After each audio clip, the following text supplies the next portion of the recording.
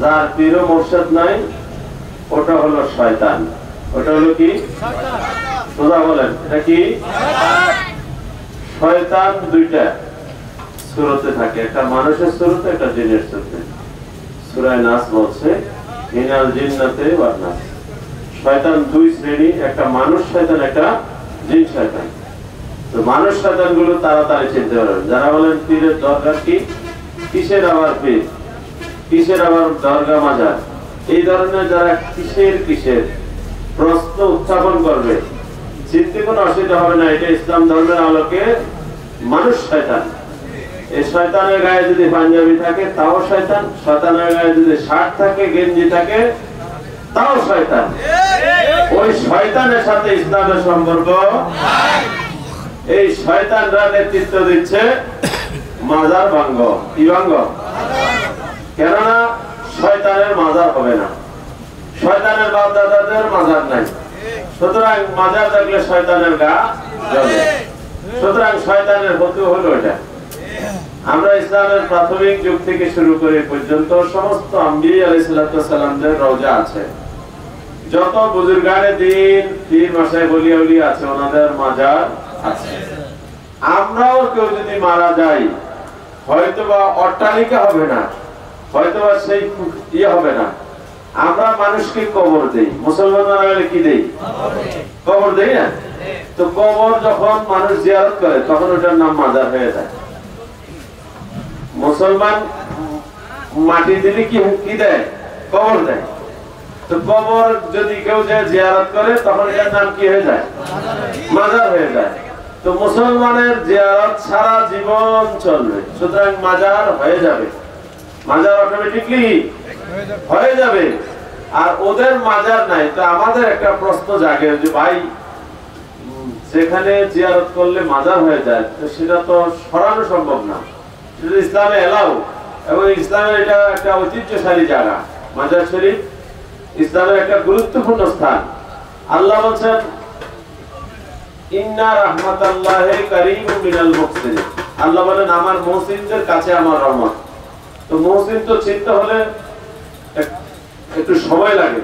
চিরস্থায়ী জগতে যারা মুহসিন হয়ে যায়, মানুষের ভিতরে তাদের ভালোবাসা জেগে ওঠে, তখন মানুষ সেখানে আপনার এটাকে পাকা করে, এটাকে গম্বুজ করে, এটাকে অনেক রঙের সাজায়, ফুল দেয়। কেমন? এটা হলো শরীয়তে এলাও বিষয়, শরীয়তের অন্তর্ভুক্ত একটা বিষয়, মুস্তাহাব বিষয়। কিন্তু সেখানে গিয়ে দোয়া করলে দোয়া কবুল। কেন? আল্লাহ বলেন ইন্না রাহমাতাল্লাহি কারীমুম। মাঝি করিবে ছিল, অর্থাৎ আল্লাহর রহমতটা সেখানেই পাওয়া যায়। বলেন না সুবহানাল্লাহ। অনেক ডাক্তারের কাছে গেলে তার সমস্যার সমাধান হয় না, অনেক জায়গায় গেলে তার সমস্যার সমাধান হয় না, কিন্তু মা বোনেরা যখন আর কোনো সুযোগ পায় না তখন স্বামীকে নিয়ে বাইরে নিয়ে মাজারে চলে যায়, অথবা মাজারে জিয়ারত করে, অথবা ওদেরকে পাঠিয়ে দেয়। তো সেখানে যে দেখে দোয়া করছে, দোয়া কবুল হয়ে গেছে। এখন মৌলবী টেলিভিশনে বসে বসে, মৌলবী বলা যাবে না, ওই অসভ্যটা টেলিভিশনে বসে বসে বলে মাজারে যেও না, যাইলে শিরিক হয়ে যাবে। তো ও টেলিভিশনের মধ্যে শিরিক, আর এই ব্যক্তি ওখানে গিয়ে জিয়ারত করে দোয়া করার কারণে আল্লাহ তাকে সন্তান দিয়েছে, রোগ বিপদ আপদ দূর করে দিয়েছে। এখন মানুষ কোনটা মানবে? কি তার শিরকের ফতোয়া মানবে, নাকি ওখানে যে দোয়া করলে দোয়া কবুল হয় সেটা মানবে? কথা বুঝতে হবে। আসলে মূলত ও মুশরিক। আমরা যে কথা বলছি, যে কথা যদি আপনি পুঙ্খানুপুঙ্খ আচরণ করতে যান, এটা হলো না, এটা আগুনের সাথে সম্পৃক্ত। আর আমরা যে কথা বলছি কোরআন এবং হাদিস, এটা হলো নূর। নূর আর নার একসাথে করে ওইটা হলো মুশরিক। মূলত ও ব্যক্তি মুশরিক, আর এখানে যে যাচ্ছে সে পরিপূর্ণ ঈমানদার। রাসূলুল্লাহ সাল্লাল্লাহু আলাইহি ওয়াসাল্লাম হযরতে মা হালিমাতুস সাদিয়া রাদিয়াল্লাহু তাআলা আনহার বাড়ি থেকে আসার পরে সর্বপ্রথম ঈমানদারের প্রথম কাফেলা তিনি নিজেই গিয়েছেন ওনার আব্বা হযরতে আব্দুল্লাহ রাদিয়াল্লাহু তাআলা আনহুর মাজার জিয়ারত করতে। সেখান থেকে আসার পথে ওনার মা ইন্তেকাল করেন। নবীর পূর্বপুরুষগণ, আল্লাহ কোরআন বলছে ওয়া তাকাল্লুবাকা ফিস সাজিদিন। ইয়া রাসূলুল্লাহ, আপনি দুনিয়াতে যাদের মাধ্যমে আসছেন এরা সবাই ছিল সিজদাকারী, এরা সবাই ছিল ঈমানদার। ও মৌলবী এখানে বসে বসে টেলিভিশনের পর্দায় বসে বসে বলেন নবীর পিতামাতা কাফের ছিল। আমাদের প্রশ্ন হলো নবীর পিতামাতা আল্লাহ বলে দিয়েছেন ইমানদার, আর তুমি বলার কারণে তুমি কাফের।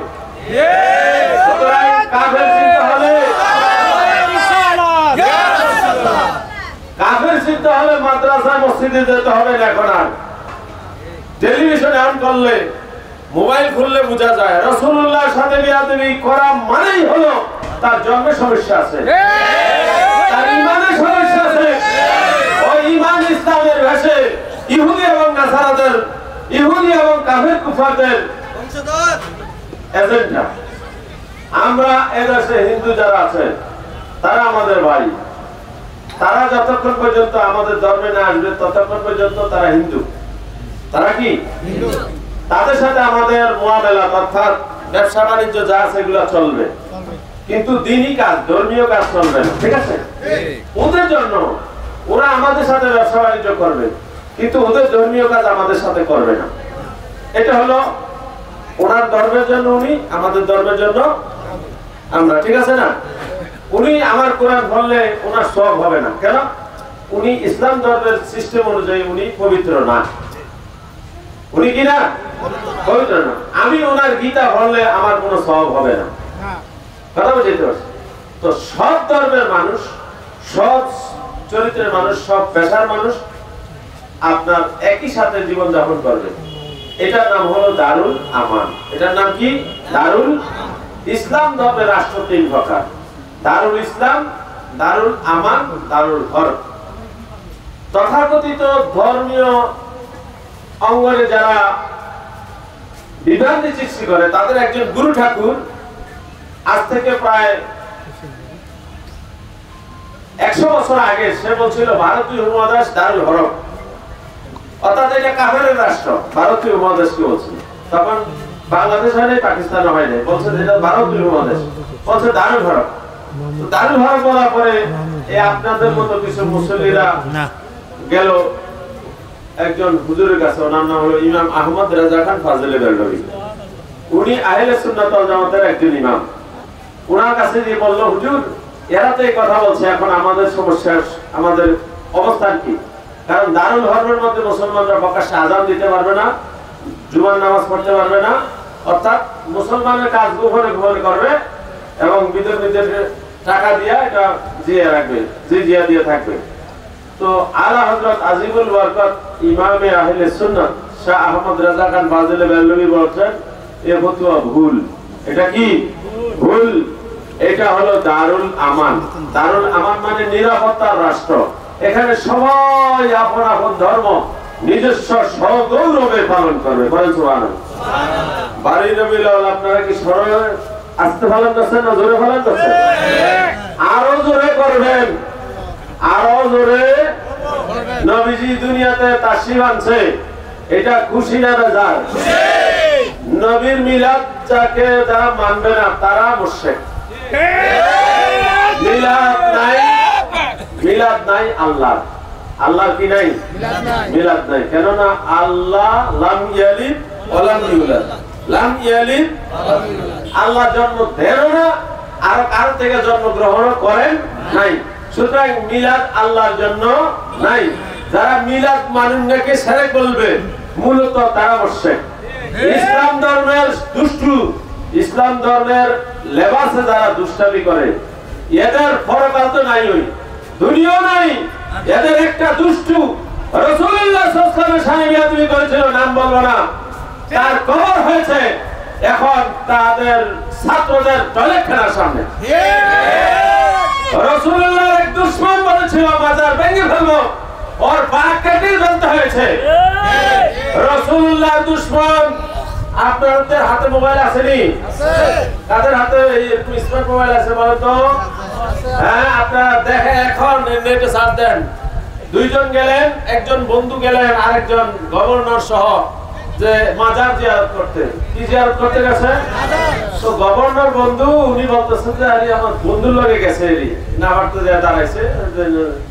বন্ধু তো সূরা কেরাত যা পারে, কি জিয়ারত কি করে? সূরা কেরাত যা আর এগুলোই তো পারে নাকি? তো বইরে আসে মুনাজাত দিয়ে দোয়া করতেছে আর হে ভিতরে যে মানে তার জ্বলতেছে আল্লাহর ওই অলির আর সহ্য হয় নাই উনি মাজার শরীফ থেকে বাইরে যে লাথি মারছে এই লাথির লাগে বাইরেছে যে এখনো এটা বাহিরে আছে হাতে ডাইকে রাখে আর এটা সিরিয়াতে ঘটনা ওনার নাম হলো আইয়ুব তাহের কুর্তি আপনাদের কাছে আমি বাইকে ওয়ার্ল্ড করলাম না এনে আইয়ুব তাহের কুর্তি লিখে সার্চ দেন দেখবেন এখনই চলে আসবে বাংলাদেশ ইংরেজিতে দেন অসুবিধা নেই আমি আপনাদের দেখে আইয়ুব তাহের তাহের এই কুর্তি গান এই কুর্তি লিখে দেখে দিই এটা নগদ ওয়ার্ল্ডটা করে গেল বেড়ে যায় নারায়ণ তাকবীর রিসালাত ইয়া রাসূলুল্লাহ সুন্নাত ওয়াল জামাত জিন্দাবাদ জিন্দাবাদ যেখানে আমরা আছি সেখানে মিলাদুন নবী যেখানে আমরা আছি সেখানে তাকবীর আল্লাহু আকবার পঞ্জাতন যেখানে আমরা আছি সেখানে এই যে দেখা যায় কিনা আপনাদের জানি না এই যে পাওয়ার একটা বাইরে আছে প্রত্যেকটা একটু সাথ দিতে পারবেন সুতরাং ওলিয়া উলিয়ার সাথে বিয়াদি করলে লাঠি দুনিয়া তো পড়বে পরকালও পড়বে কারণ কথা বুঝতে পারছি আমরা কোনো ব্যক্তির এজেন্ডা বাস্তবায়নের মিশনে নামি না আমাদের পীর মাশায়েখগণ শুরু থেকে পর্যন্ত আল্লাহর হাবিবের আদর্শ বাস্তবায়নে মাঠে আছে এরা লাঠি নিয়ে আসে না তলোয়ার নিয়ে আসে না এরা আসে বুক ভরা ভালোবাসা নিয়ে কি নিয়ে আসে বুক ভরা ভালোবাসা নিয়ে আসে সেই ভালোবাসার বহির্প্রকাশ ফু দিলে পানিতে এই পানি খাওয়াইলে হুগা হয়ে যায় আর ওদের ভাষায় কত ধরনের কথা এই পীর মাশায়েখরা যখন কোরআনে আয়াত লেখা তাবিজ বানাইয়া দেয় তখন সেটা মানুষের কল্যাণ হয়ে যায় আর ওদের মুখে শিরক শিরক শোনা যায় মনে রাখবেন আল্লাহর সাথে কাউকে অংশীদার করা অর্থাৎ আল্লাহর মতো আরেকটা আল্লাহ মানা ওইটা হলো শিরক এছাড়া আর কোনো শিরক নাই আর সব হলো বাটখারি কোরআন হাদিস এত সহজ জিনিস না আবার এত কঠিন জিনিস না আপনার ভিতরে যদি নূর থাকে আপনার ভিতরে যদি আল্লাহর রহমতের প্রত্যাশা করেন তাহলে আপনি কোরআন হাদিস পড়লে মধু পাবেন আর আপনার ভিতরে যদি শয়তানি থাকে কুফরি থাকে তাহলে আপনি কোরআন হাদিস পড়লে শুধু শিরক শিরক পাবেন কোরআন হাদিসে শিরক যেমন মৌমাছি ফুলে গিয়ে বসে মধু আনে আর ভোমরা ফুলে গিয়ে বসে বিষ আনে বেঙ্গলেরই বোমরাই এটা কামড় দিলে কি বিষ পাওয়া যায় না মধু পাওয়া যায় বিষ পাওয়া যায় আর মৌমাছি ফুলে বসে কি এনে দেয় মধু এনে ফুলের দোষ আসেনি ফুলের দোষ নাই পীর মাশায়েখের দোষ নাই কোরআন হাদিসেরও দোষ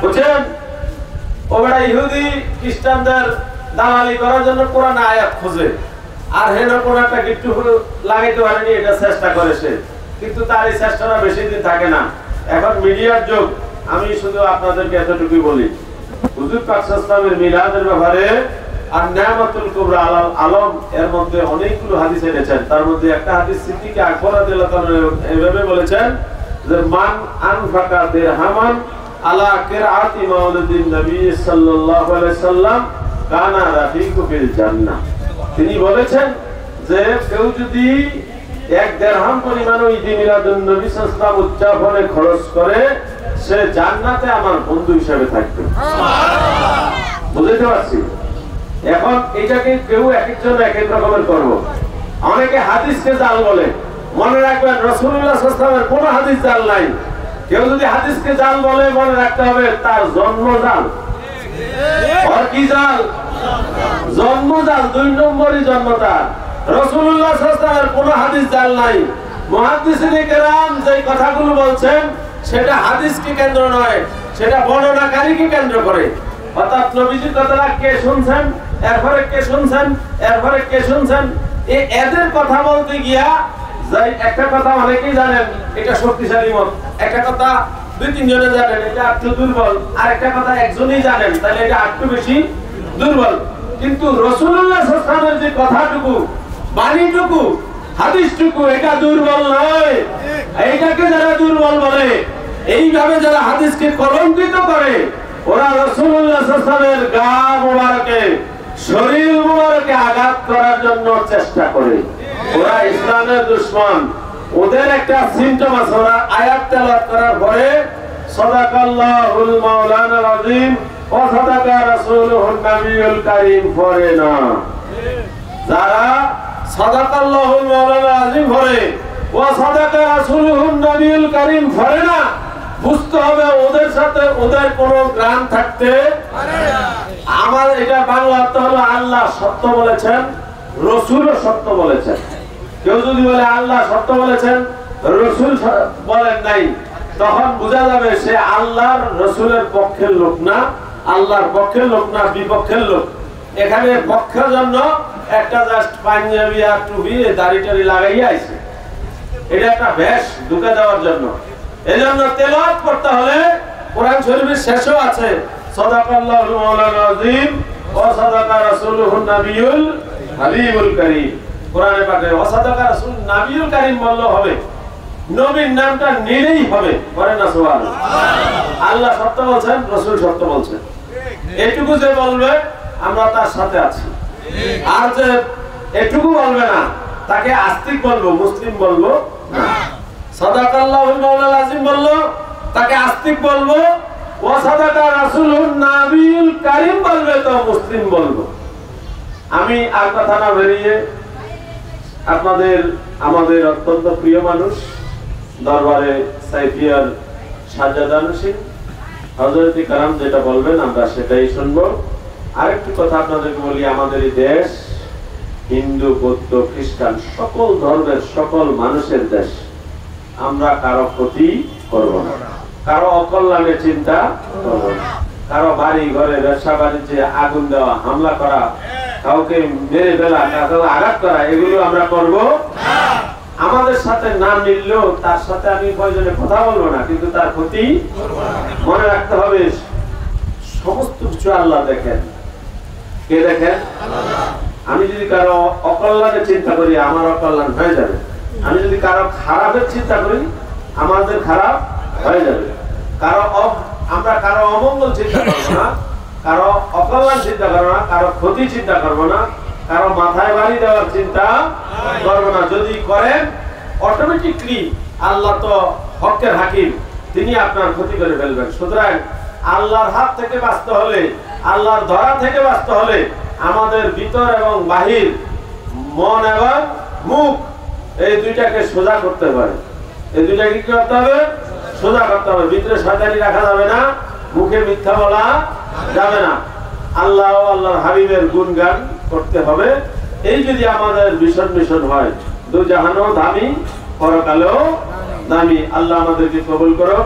হযরত কেরামের হায়াতে তৈয়বা এবং উলামায়ে কেরাম যারা আসছেন, আমি সকলের কল্যাণ কামনা করছি। আল্লাহ আলেমদের ইলমের মধ্যে বরকত দান করুক এবং ওনাদের মাধ্যমে দ্বীন ও ঈমান ও ইসলামের পতাকা আরো বেগবান হোক, আরো উজ্জীবিত হোক।